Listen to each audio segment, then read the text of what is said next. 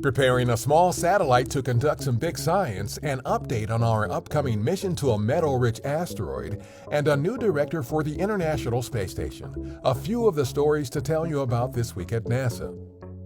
Our Ames Research Center in California is in the final stages of pre-flight preparations of BioSentinel.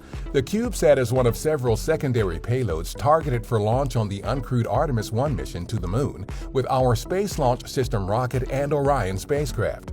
BioSentinel will eventually fly past the Moon and into orbit around the Sun to conduct a 6-month investigation on the effects of deep space radiation on yeast, a living organism.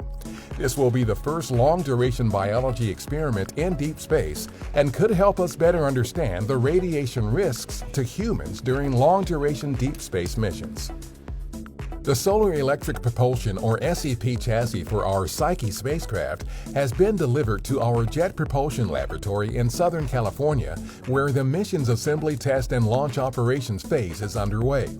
The SEP chassis, built by Maxar Technologies, is the main body of the spacecraft that includes the 6.5-foot wide high-gain antenna and the frame that will hold the mission's science instruments. Targeted for launch in August 2022, the Psyche mission will explore a metal-rich asteroid of the same name located in the main asteroid belt between Mars and Jupiter. Studying the asteroid, which may be the core of an early planet, could provide valuable insight into how Earth and other planets formed. More information about the mission is available at nasa.gov/Psyche. NASA has named Robin Gatens as director of the International Space Station for the agency.